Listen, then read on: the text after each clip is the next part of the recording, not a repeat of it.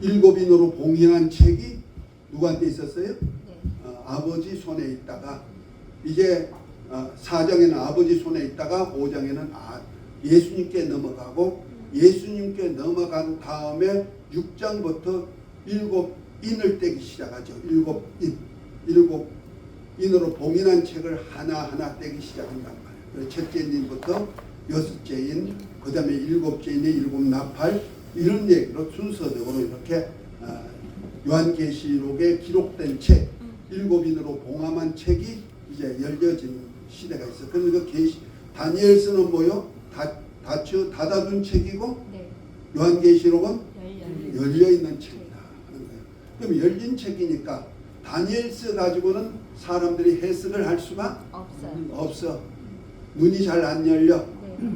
그런데 그 닫아놓은 책이 계시록과 연결이 되면, 계시록은 열어놨으니까 계시록과 연결돼야 다니엘서가 풀려지기 시작한다는 거죠. 그래서 하나님은 빛의 자녀에게는 종말의 때 비밀을 그렇다고 모르도록 해두지 않았어요. 알게 하신다는 거예요. 그래서 데살로니가서 5장 4절 6절부터 보면, 형제들아 너희는 어둠에 있지 아니하며 그 날이 도적같이 너희에게 임하지 못하리니 너희는 다 빛의 아들이요 빛의 아들이요 낮의 아들이라. 우리가 밤이나 어둠에 속하지 않으니 그러므로 우리는 다른 일을 같이 자지 말고 오직 깨어 근신할지어다 그랬어요. 저와 여러분들에게는 알 수 있도록 했다. 그런 계시록은 누구를 위해서 쓴 책이냐? 깨어있는 하나님의 아들들, 빛의 아들들에게 한 얘기. 그 빛이, 참 빛이 누구예요? 예수님. 그 예수님으로 인해 가지고 빛의 아들들이 된 저와 여러분들, 곧 하나님의 아들들에게 열어둔 책, 알게 한 책이 뭐다? 요한계시록이다. 그러니까 이거는 구약 시대 사람들을 위한 책이 아니라는 거죠. 계시록은. 그래서 하나님의 아들들에게. 그래서 성령이 교회에게 하신 말씀을 귀 있는 자는 들으라 그랬죠. 그러니까 성령의 음성을 들을 수 있는 사람 누굽니까? 물과 성령으로 거듭난 사람 하는 얘기입니다. 물과 성령으로 거듭나지 않으면 하나님 나라를 볼 수도 없고 들어갈 수도 없다고 요한복음 3장에 보면 말씀하고 계시죠. 그러니까 성령의 음성을 들을 수 있다는 얘기는 거듭난 사람, 곧 하나님의 아들들이 된 저와 여러분들에게 하는 얘기인데, 그때서야 하나님이 열어두신다. 그들에게 열어준다는 거예요. 그래서 성령으로 거듭나지 아니한 교회는 이걸 해석을 할 수 없다. 그러니까 기독교가 아니면은 이단성이 있는 교회는 성령의 역사가 없단 말이에요. 이론도 있고 지식도 있고 교리도 있고 다 있을 수가 있지만은 성령의 역사가 없고 악령의 역사가 있는 데는 역사가 있을 수가 없죠. 깨달을 수 없죠. 그러니까 자기 임의로 해석이 다 들어가는 거예요. 그 중에 하나가 유대와 예루살렘을 향한 70의 비밀이 들어오는 겁니다. 자, 다니엘서 9장을 한번 봅니다.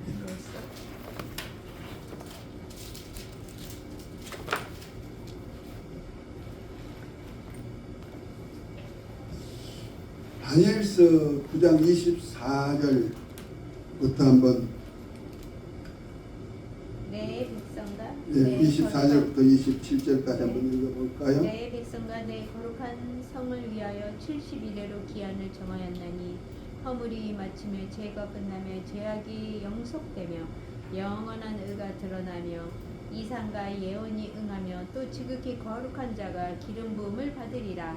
그러므로 너는 깨달아 알지니라. 예루살렘을 중견하라는 영이 날 때부터 기름 부음을 받은 자 곧 왕이 일어나기까지 7일에와 62일에가 지날 것이요 그때 곤란한 동안에 성이 중견되어 거기와 해자가 이를 것이며 62일에 후에 기름 부음을 받은 자가 끊어져 없어질 것이며 장차 한 왕의 백성이 와서 그 성읍과 성소를 회파하려니와 그의 종말은 홍수의 엄몰됨 같을 것이며 또 끝까지 전쟁이 있으리니 황폐할 것이 작정되었느니라. 그가 장차 많은 사람으로 더불어 한 이래 동안에 언약을 굳게 정하겠고 그가 그 일의 절반의 제사와 예물을 금지할 것이며 또 잠포하여 미운 물건이 날개를 의지하여 설 것이며 또 이미 정한 종말까지 진노가 황폐케 하는 자에게 쏟아지리라 하였느니라. 아멘. 24절부터 27절까지 읽었는데요. 이 다니엘서 70회에는 이스라엘 백성들이 이제 바벨론으로 포로로 잡혀갔다가 귀환하는 날부터 시작해가지고 다는 계산인데 이건 다 하나님의 역사 속에서 뭔가 하나님이 하실 일을 위해서 바벨론을 이용했다는 거예요. 그러니까 하나님의 나라 사역에는 바벨론을 이용한 것 얘기가 나오죠. 그래서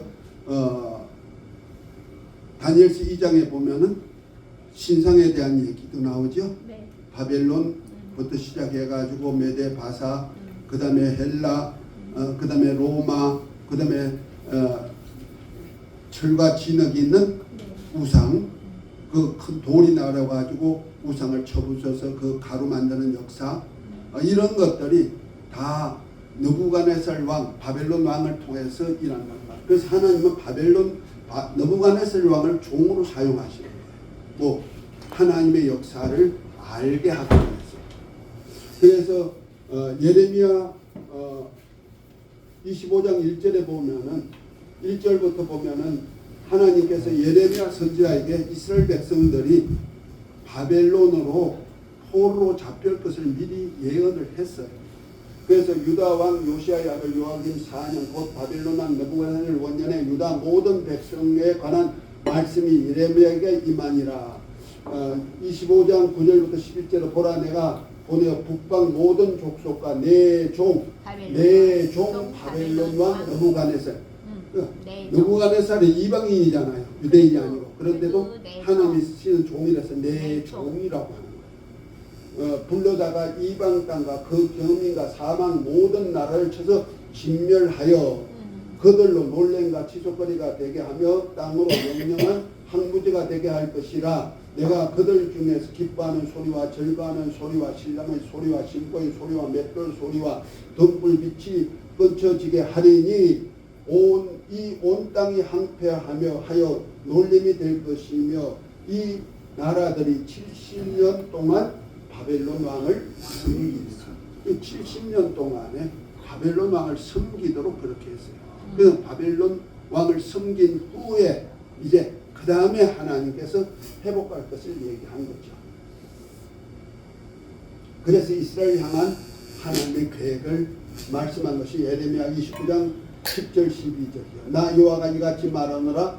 바벨론에서 70년이 차며 내가 너희를 권고하고 나의 선한 말을 너희에게 실행하여 너희를 이곳으로 돌아오게 하리라.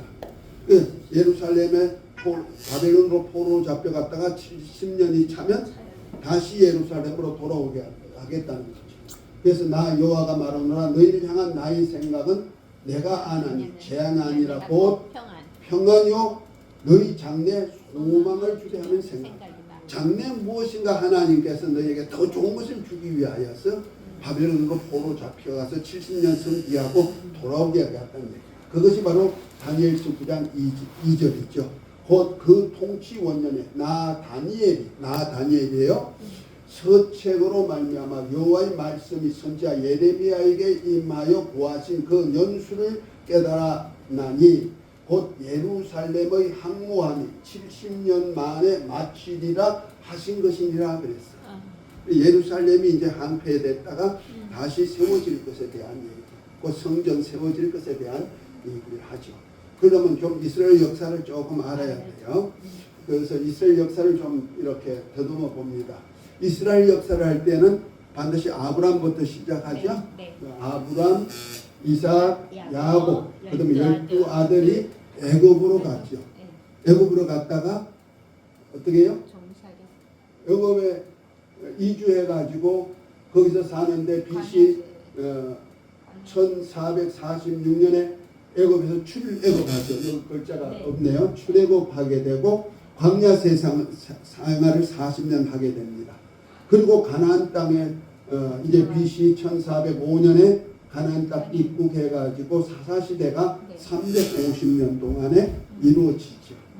그리고 난 다음에 BC 1040년에 이제 통일왕 왕을 세워가지고 이제 이스라엘 백성들 다스리는데 사울 왕, 그 다음에 다윗 왕, 솔로몬 왕, 그 40년씩 그러니까 세왕 120년이 됩니다. 그리고 난 다음에 분열이 되지요. 네. 분열이 되는데 BC 903년에 이제 남왕국과 북왕국이 갈라지죠.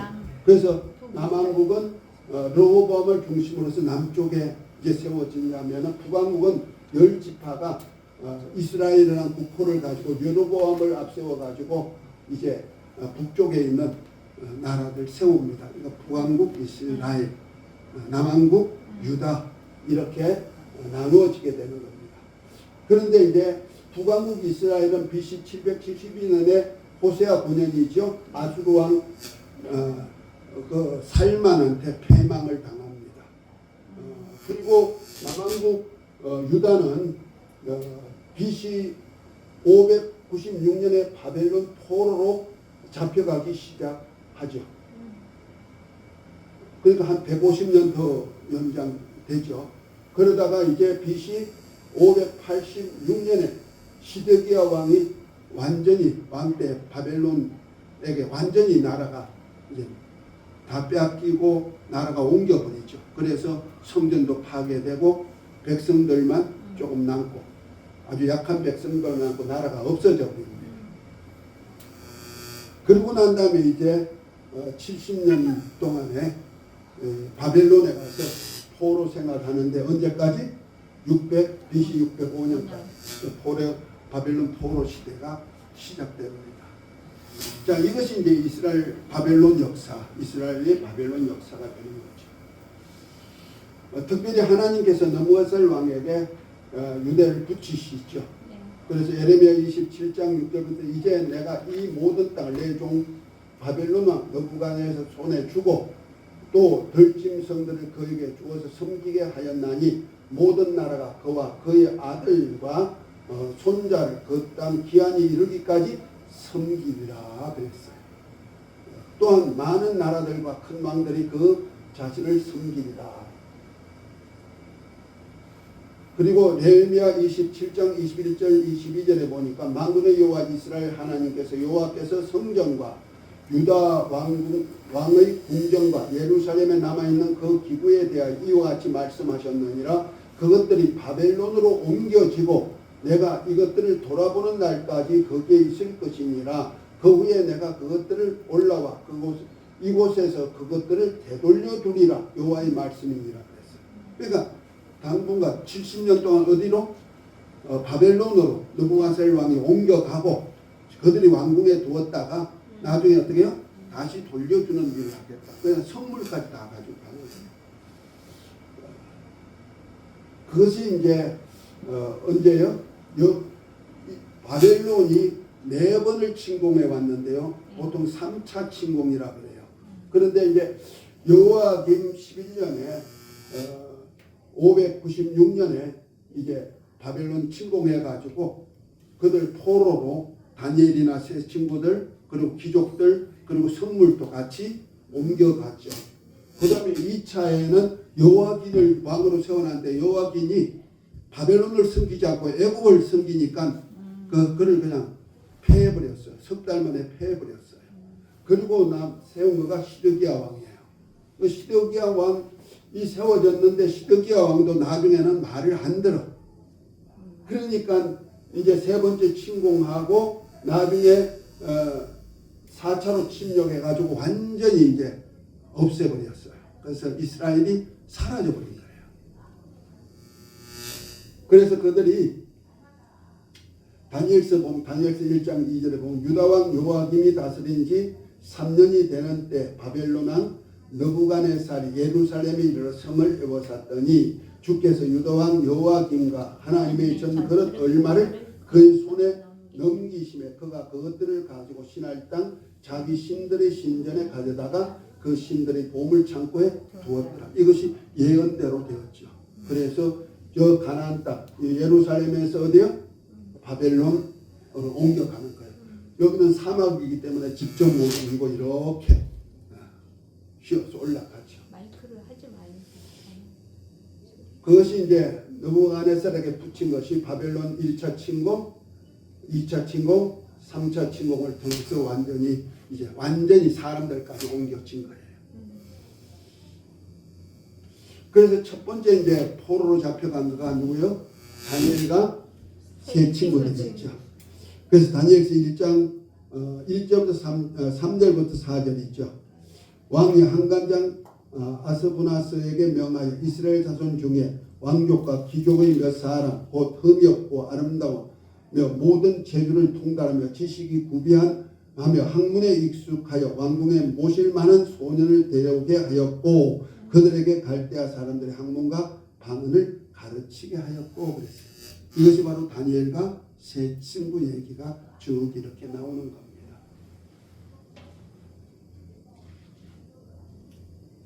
그리고 이제 난 다음에 이제 70년이 찰 때 어떤 현상이 날 것인가, 이것이 이제 다니엘서를 통해서 예언한 거죠.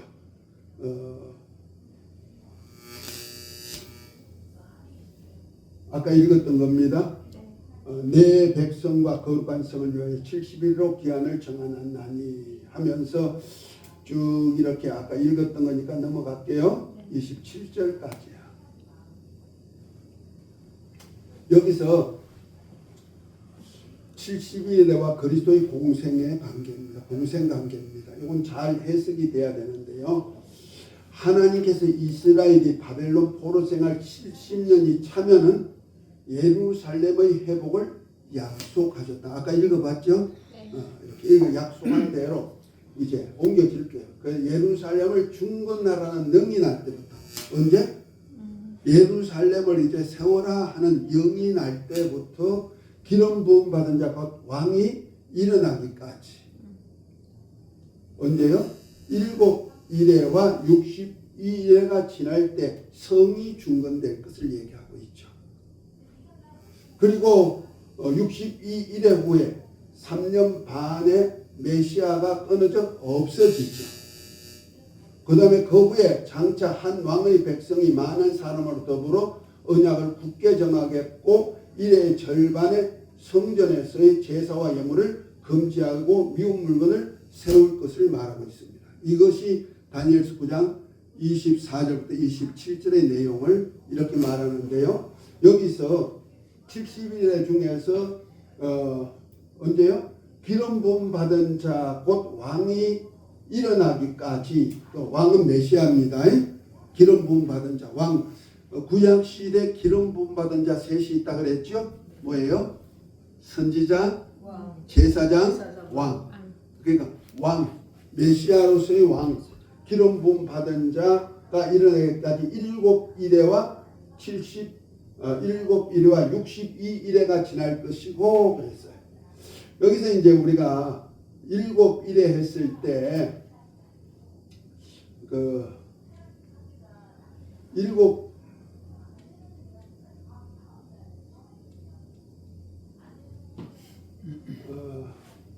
70일의 날짜 비밀을 말할 때는요, 그 한일에가 7일이거든요. 한일에 곧 일주일이란 말이야. 한일에 일주일인데 이 일주일을 1일 그 7일이 돼야 되는데 이 1일을 성경에는 1년으로 계산한 것이 있어요. 그것이 어디 있냐면 민수기 14장 34절에 보면은 이스라엘 백성들이 가네스 바나에서 12정탐꾼들이 가나안 땅을 정탐하는데 몇 년 얼마 동안 정탐해요? 41일 정탐하고 돌아왔는데 부정적인 얘기를 했잖아요. 10명이. 네. 그것 때문에 이스라엘 백성들이 몇 년 동안 광야 생활을 해요? 40년 동안. 그 하루를 1년으로 계산한 거예요. 그래서 너희는 그 땅을 정탐한 날수인 40일의 하루를 1년으로 쳐서 그 40년간 너희 죄악을 담당할지니 너희는 그제서야 내가 싫어하면 어떻게 되는지를 알리라 하셨다 하라 그랬어요. 에스겔서 4장 6절에도 그 수가 차거든. 너는 오른쪽으로 누워 유다 족속의 죄악을 담당하라. 내가 내게 40일로 정하였나니 하루가 1년이라. 40일이라는 얘기가 나오면서 하루가 뭐이다? 1년으로 계산하는 것이 있다 이 말이에요. 그 연수를 따라 가지고 이제 계산하는 거예요.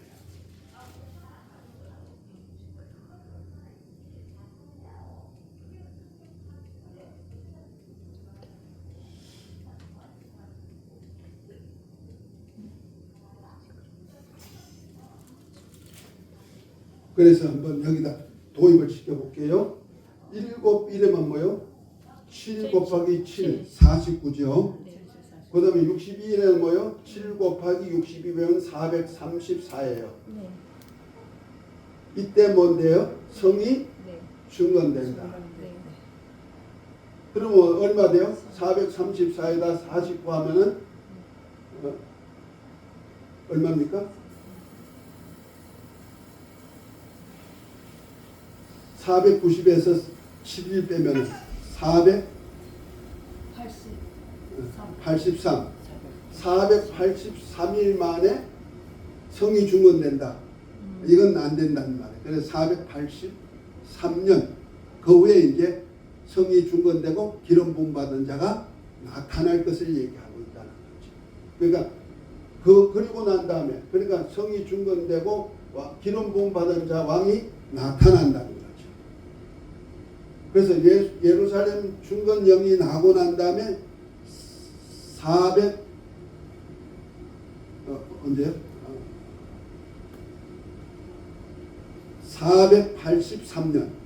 483년이 지나면 왕이 기름 부음 받고 그 다음에 62일의 후에 483년 후에 기름 부음 받은 자 왕이 끊어져 없어진다. 기름 부음 받은 자가 생활하다가 끊어져 없어질 때가 있다는 거죠. 그리고 그 후에 장차 한 왕이 와서 이 왕하고는 다르죠. 그 후에 장차 한 왕이 와서 많은 사람으로 더불어 언약을 굳게 정하고 이래 절반의 성전에서와 제사와 예물을 금지하고 이렇게 말합니다. 여기에서 이제 숫자들이 오락가락해요. 여기 보니까 뭐요? 7일에와 62일에가 나오고 또 여기 보니까 뭐요? 1회 후에 나오는데 1회 절반에 이렇게 나오잖아요. 이렇게 되면은 전부 다 하루를 1년으로 해석해 버리면 어떤 데 해석이 안 나올 때가 있단 말이에요. 이런 데서 좀 계시록을 풀기가 참 힘들어요. 만약 여기를 우리가 49년 그 다음에 434년 이렇게 해석했듯이 그 1의 절반에 그러면 뭐요? 절반이면 3년 반이잖아요. 그 3년 반으로 해석하면 안 되죠. 1년으로 해석한다면 언제요? 하루를 1년으로 해석한다면은 35년 이렇게 돼야 되겠지. 그렇게 해석하면은 이 해석이 안 나오는 거예요. 이런 맹점이 있어가지고 혼선을 많이 가지는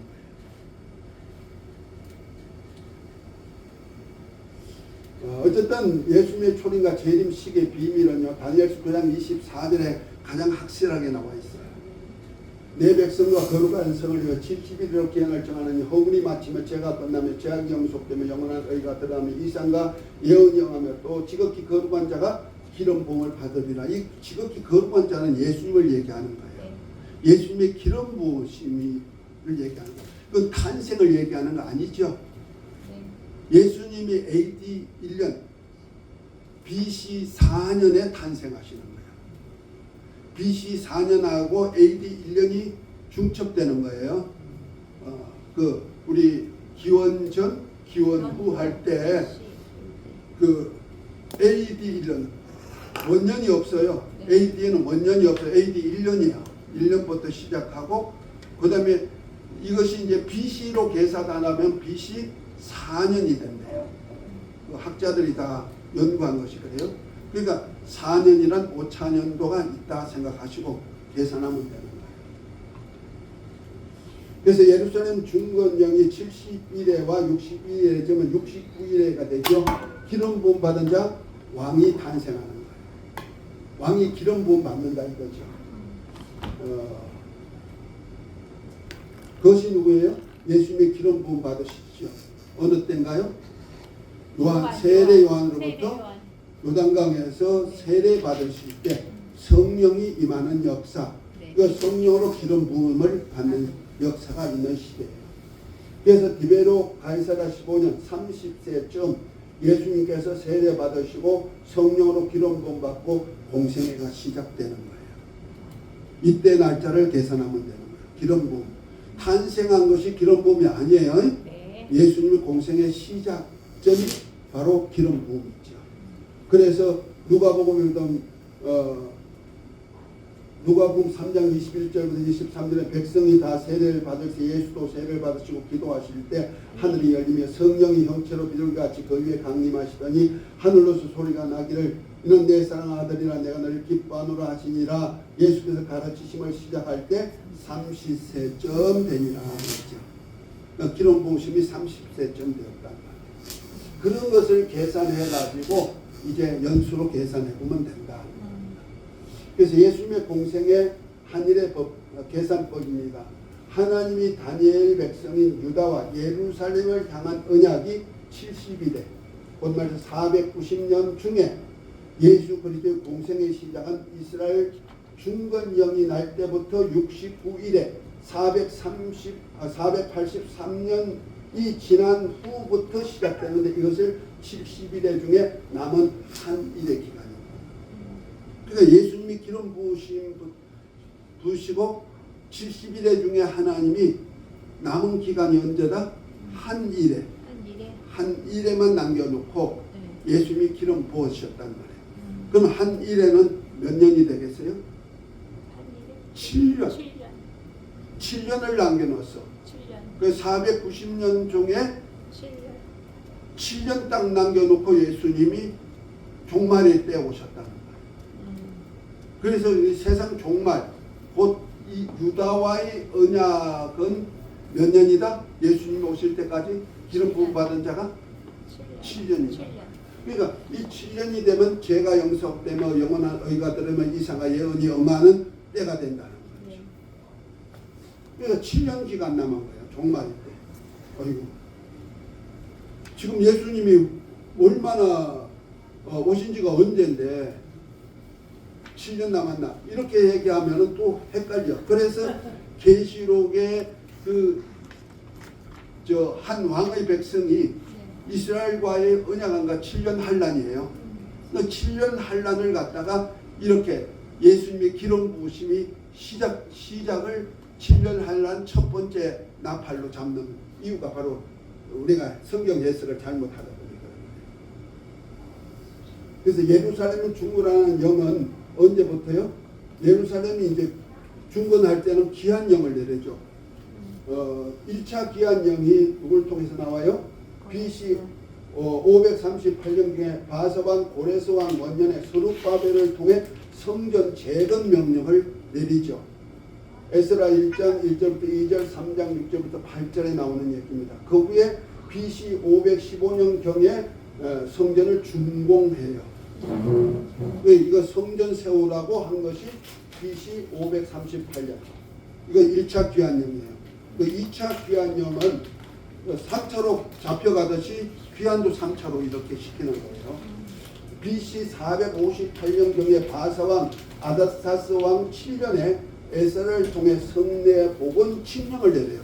그래서 에스라엘을 보내면서 예배도 드리고 백성들로 성경도 가르치고 율법도 가르치고 이렇게 미스바에서 성경 공부하는 역사가 이루어지는 거예요. 그것이 BC 458년경이에요. 3차 귀환령은 BC 445년경에 아닥사스 왕 20년에 느헤미야를 통해 예루살렘 성중건이에요. 그러니까 1차 귀환령은 성전 세우는 사역을 하고 2차 귀환은 성내전을 복원해서 하나님께 예배하고 성경 공부하고 백성들로 관리하는 사역을 하고 3차 귀환령은 예루살렘 성이 성이 무너졌기 때문에 성을 축성하는 사역을 하고 이렇게 3번 이렇게 귀한 영이 내려지죠. 그러면 귀한 영과 예수님이 그 70일의 계산하고 맞춰보면 알게 되죠. 자, 예수께서 기름 부음 받으시고 사역하신 때가 30세쯤 된다고 했어요. 그래서 메시아 시작점이 62일에 그 483년 69일이니까 483년 플러스 BC와 AD 5차년도 4년이 있어요. 이 4년을 더해가지고 나오면 예수님 나이가 언제쯤 돼야 된다? 30세쯤 돼야 된다. 우리가 이렇게 역으로 한번 추적을 해보는 겁니다. 그래서 1차 기한령, 2차 기한령, 3차 기한령을 이제 한번 이렇게 쭉 계산해 볼 건데요. 자, 1차 기한령이 BC 538년인데 거기다가 69일에를 빼면 483년이죠. 그래 되면 언제요? BC 55년이 된단 말이에요. 그러면 예수님 탄생하시기 전이죠. 1차 기한령으로 계산하면 5차년도를 계산하지 않는다 할지라도 BC니까 이렇게 예수님의 기원하고는 좀 다르죠. 2차 기한령은 BC 458년이니까 거기에다가 69일에 483년을 빼니까 AD 25년이 되는 거예요. 근데 AD하고 BC 사이에 몇 년 5차년이 있다? 4년. 그러니까 BC 4년이 AD 뭐다? 1년. 원년이 아니고 원년은 없어요. 1년 하고 이제 4년 5차년이 있어요. 그러니까 나이가 몇 세다? 29세가 나오는 거예요. 그 다음에 3차 기한령은 BC 445년인데 거기다가 69일에 곧 483년을 빼니까 AD 38년 거기다 5차년 4년을 더하면은 42세가 된다. 그러면 어느 때 예수님이 70일에로 정해야 될 것인가? 2차 기한령이 딱 맞다는 거죠. 연수로 따면 이때가 이제 30세쯤 되었다 그랬죠. 누가복음에. 그러니까 2차 기한령으로부터 백성과 거반성을 위해 정한 종말의 기간이 70일에 중에 남은 한 일에가 예수님의 공생의 기간이 된다는 거죠.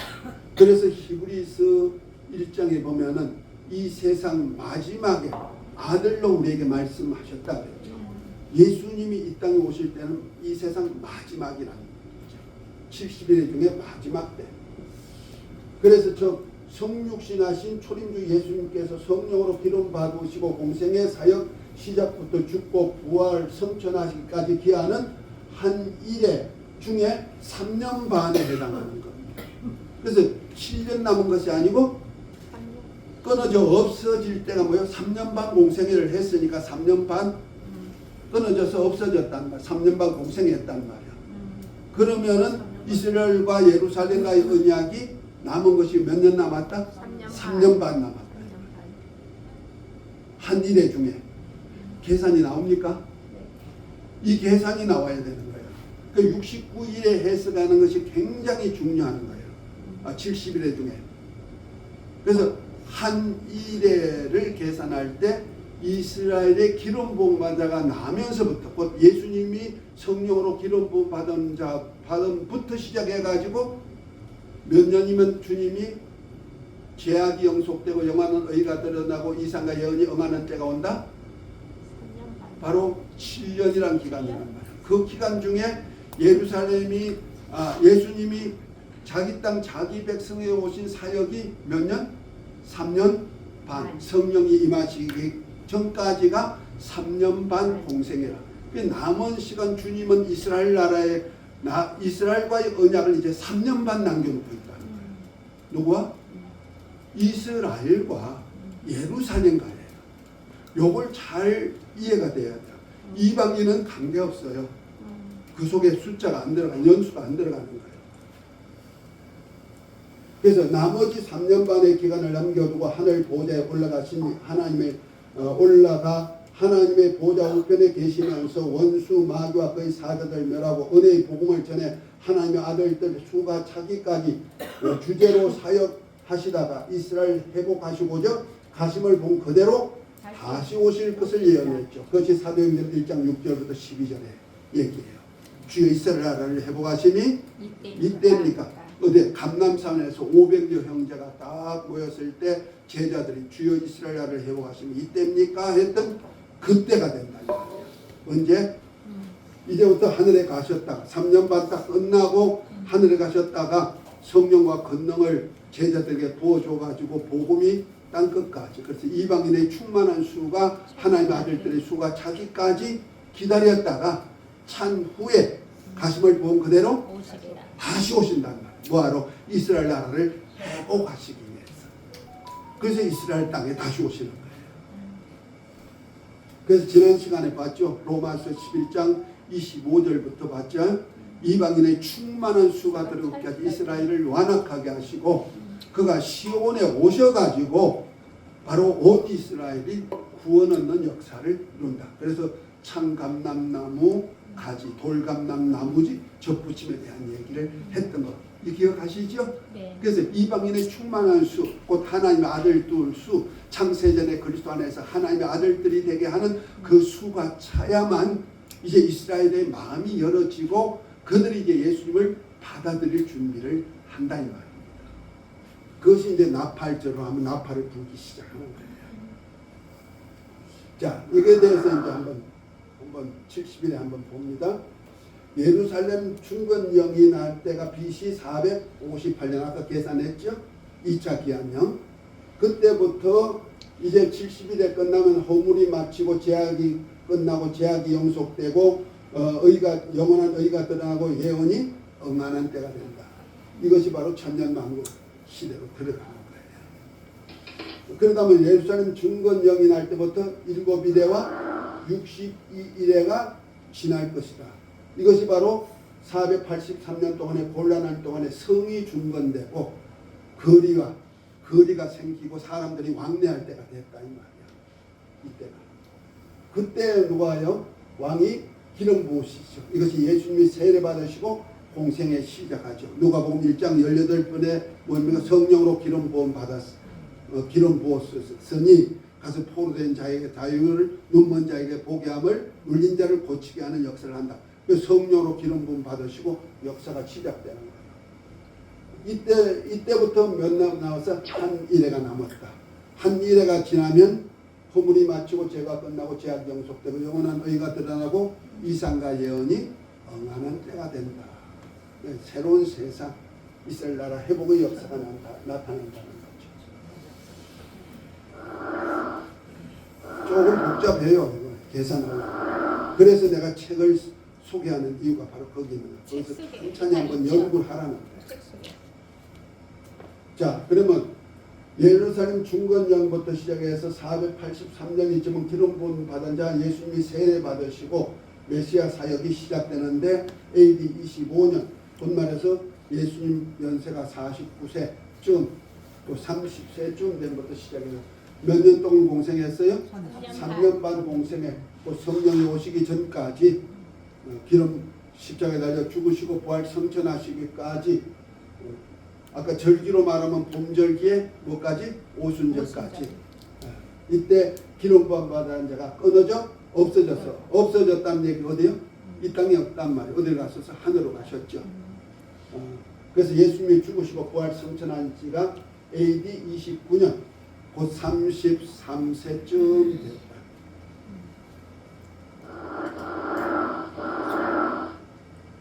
그리고 죄가 끝나고 죄악 영성의 영원을 가다가 예언이 응하려면 예수님이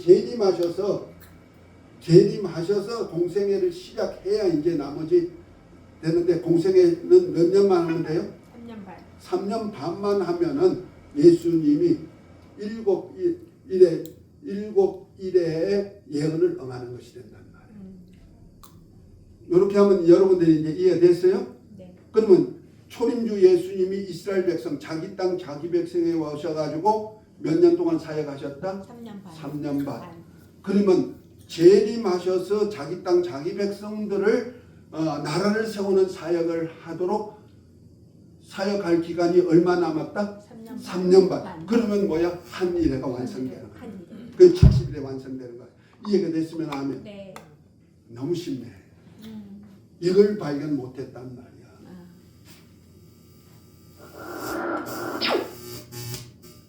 그 기간에 이제 여러 가지 나타나요.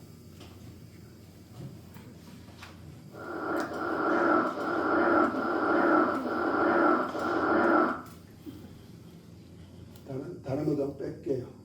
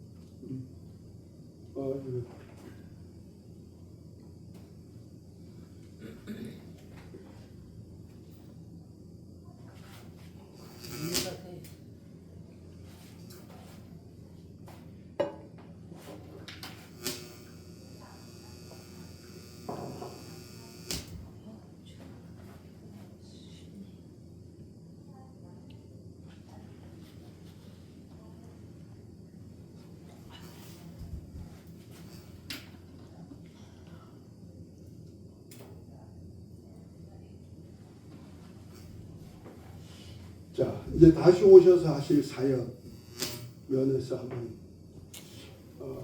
이제 70의 복음의 비밀 속에서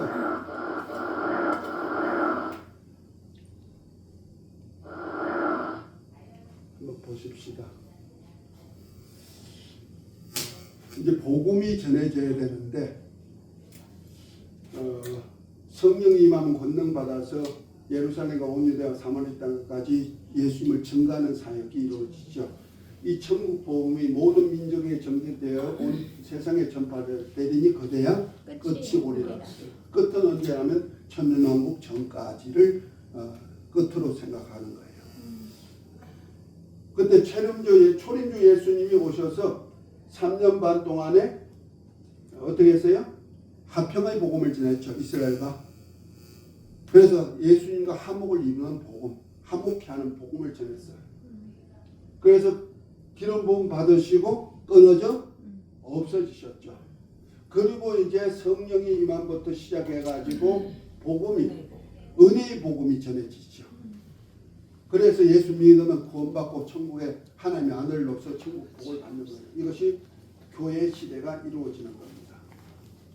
그 다음에 이제 교회 시대 끝에 되면은 이제 인을 때는 역사가 나타나고 인 때는 역사와 함께 마지막 7번째 인 때부터 시작해가지고 이제 7년 환란이 시작되는 겁니다. 그 중에 이제 7 나팔 이때는 두 성인들이 1260일 동안에 사역해요.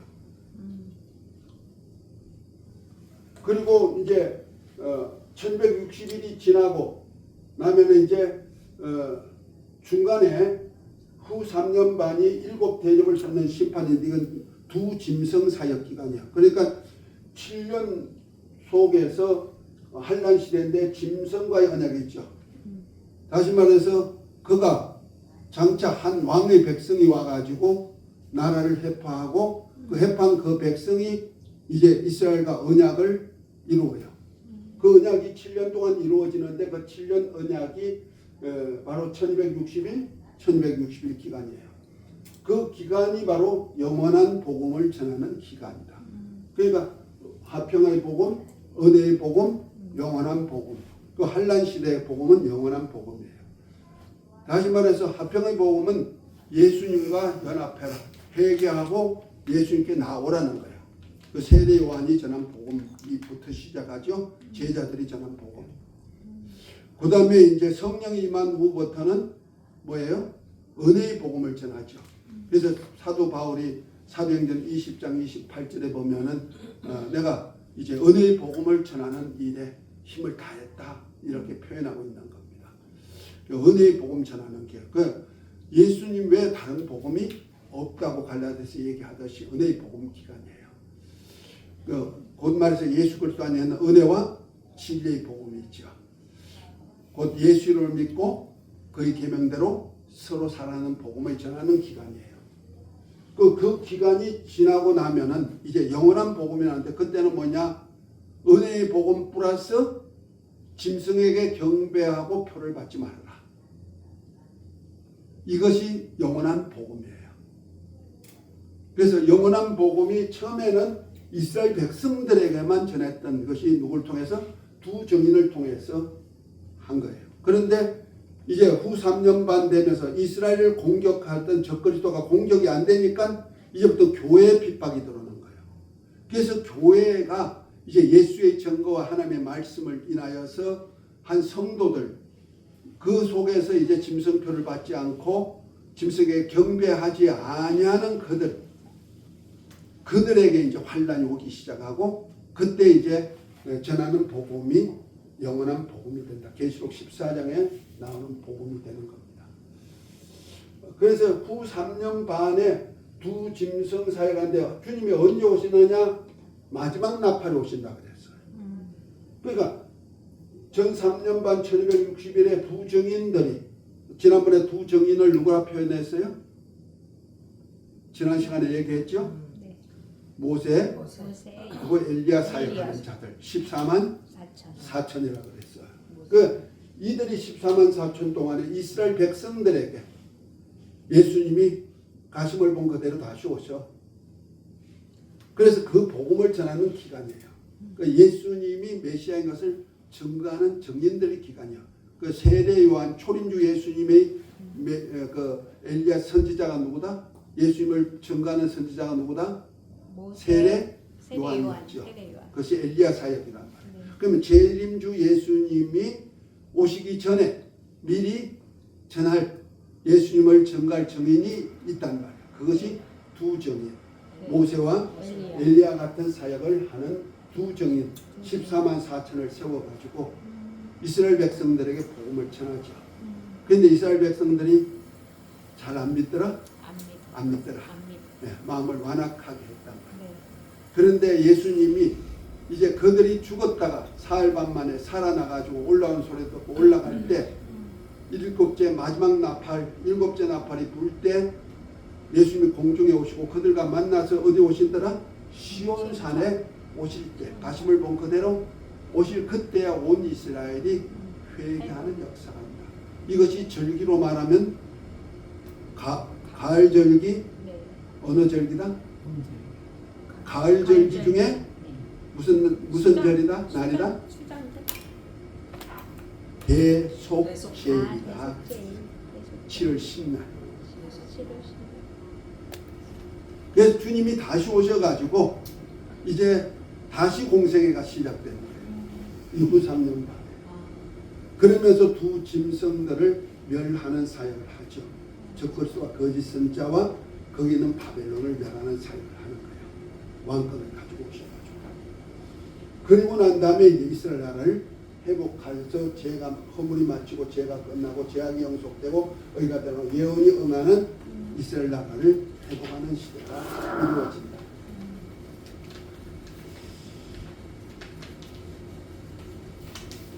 부정인 사역은 지난번에 했던 거니까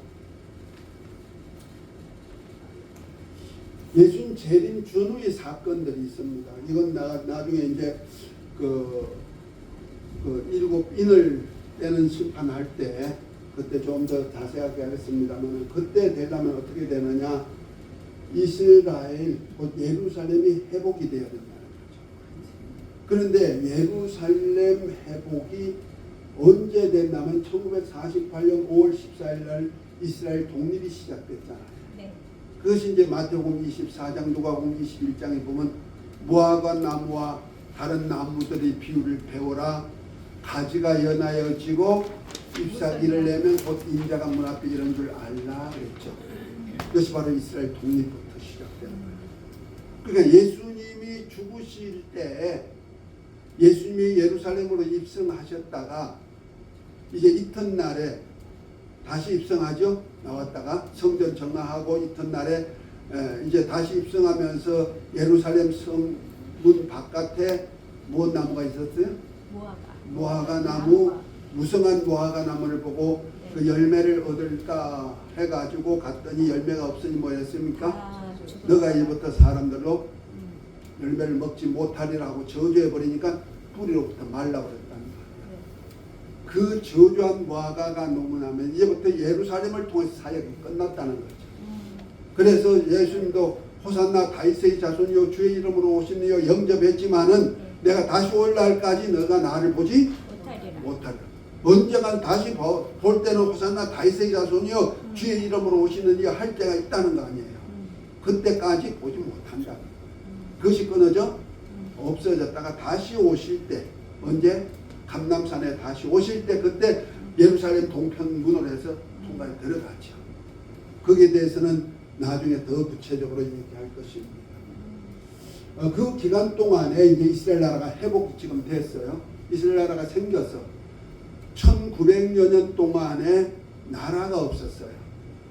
이스라엘이 다 해파돼 버리고 백성도 다 흩어져 버리고 없어졌던 그 백성이 1948년 5월 14일 날 영국 발포가 그 이스라엘 독립 선언하면서부터 시작해가지고 나라가 생기고 점점 지금 자꾸 이스라엘 백성들이 고토로 돌아오죠. 네. 그래서 자꾸 땅을 확장하다 보니까 팔레스타인 지역이라든지 가자 지역에 그 백성들이 자꾸 물러나야 되는데 안 물러나고 붙이니까 전쟁이 일어나고 그것을 하나 야금야금 정복해 가는 거죠. 네.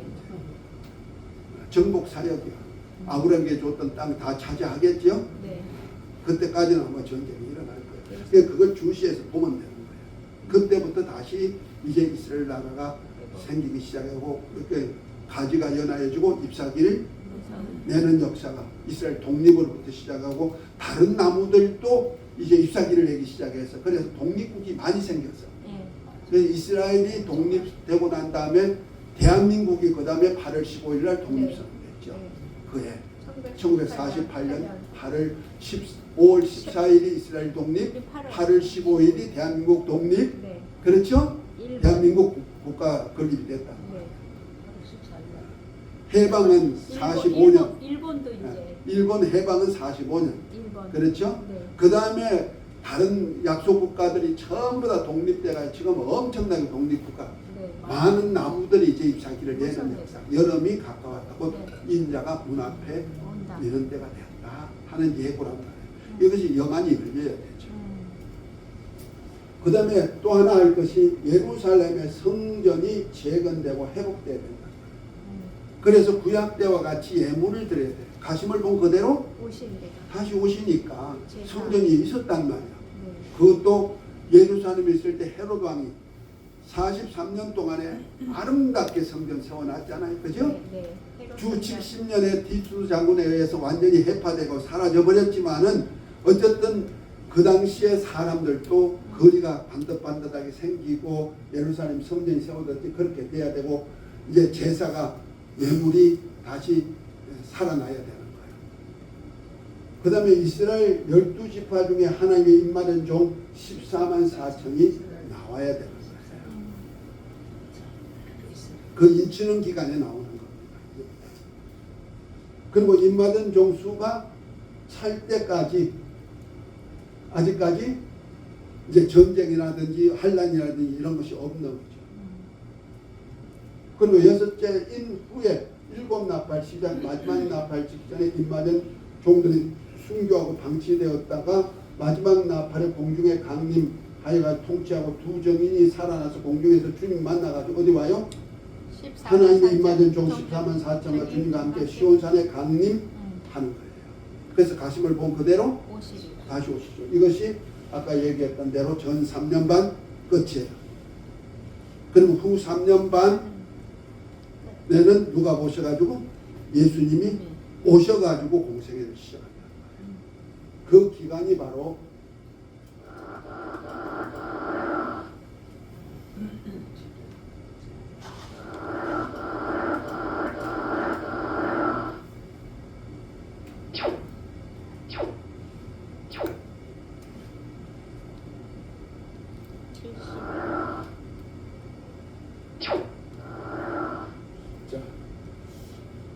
10의 비밀에서 아까 얘기했듯이 한번 보십시다. 7일에와 62일에 곧 69일에 구약시대에 지나고 나면 기름 부음 받은 자가 일어나면부터 한 일회가 남은 거예요. 그죠? 네. 한 일회 기간 중에 한 일회가 지나면은 이제 제약이 영속되고 영원한 의가 드러나고 영광 이상이 응한다. 이스라엘 나라가 회복된다 이 말이요. 그러면 한 일회 두고 예수님께서 3년 반 기름 부음 받은 자가 나타나가지고 3년 반 공생회 하고 끊어져 없어졌어. 그러고 난 다음에 이제 은혜 시대가 지나고 전 3년 반 동안에 두 증인들이 예수님 오신다 어디에 가심을 본 그대로 오신다. 그렇게 주장하는 무리가 지금 메시아적 교회라고 내가 지난번에 어떤 얘기했죠? 네, 네.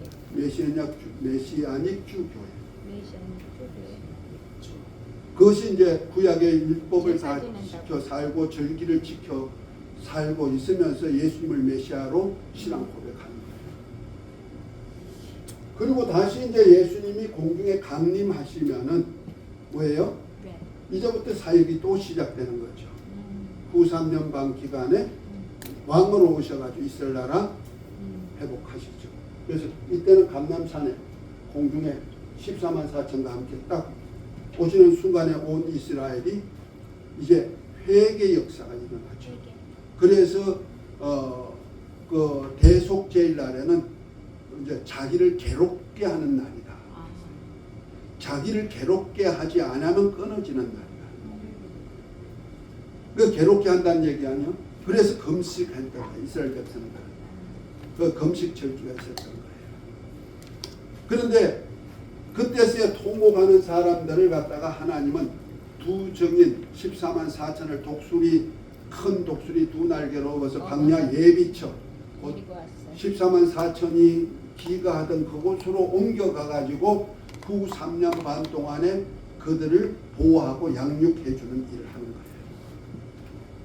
그때 땅으로 내어 쫓긴 용이 7머리 10뿔 가진 용이 이스라엘 백성들을 아주 바다로 아주 몰아가지고 빠뜨려 죽이려고 아주 떼거지로 많이 갔는데 하나님이 땅을 벌려가지고 삼켜버리니까 이스라엘을 해할 수가 없으니까 이제는 이스라엘을 해할 것이 아니라 기독교인 예수의 증거 하나님 말씀을 인하여 계명을 지키는 그들 갖다가 이제 핍박해야지. 그래서 바다에 모래같이 섰더라. 계시록 12장 마지막에 나오는 거예요. 이제 그때부터 이제 후 3년 반이 시작되는 거예요. 이때부터는 교회 핍박이 함께 이루어지는 거예요. 그래서 이때는 짐승표를 받지 아니하고 짐승에 경배하지 않고 예수 믿음과 예수를 믿는 것과 서로 사랑하는 계명을 지켜 인내하는 성도들이 이제 이때 환난을 많이 당하게 되는 거예요. 그래서 인자 같은 이가 나타나가지고 낫을 가지고 추수하고 하액전에 후 3년 반이 너무 힘드니까 그 다음에 이제 포도송이는 거두어 천사가 거두어가지고 포도주틀에 밟아버리는데 아주 엄청나게 많은 수가 음녀의 포도주에 취해 있는 그 종들을 섬기는 교회가 이제 망하는 때가 온다는 거죠. 그래서 여러분들 이 마지막 때가 가까울수록요 이제 음녀하고 짝꿍이 되어서 적그리스도와 연합하는 단체들이 생기고 교회가 생기기 시작하는 겁니다. 이걸 모르면은 정말 교회 자기가 어떤 교회가 될 것을 잘 준비를 못 해가지고 그냥 교회만 나오면 되겠지 이렇게 생각하면 안 되는 거예요. 참 어려울 때가 오는 거예요.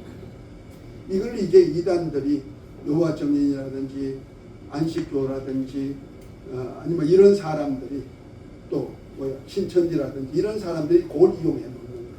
14만 4천을 이용해. 그 안에 들어오라고. 그 안에 들어오라고. 14만 4천은 이스라엘에 입맞은 종들이에요. 천사로 입맞았어요. 기독교인이 아니에요. 우리는 누가 인쳤어요? 우리가 하나님의 자녀인 것을 누가 인쳐 보정해 주셔요? 성령님. 성령께서 아버지 영이 우리가 하나님의 자녀인 것을 증거해요.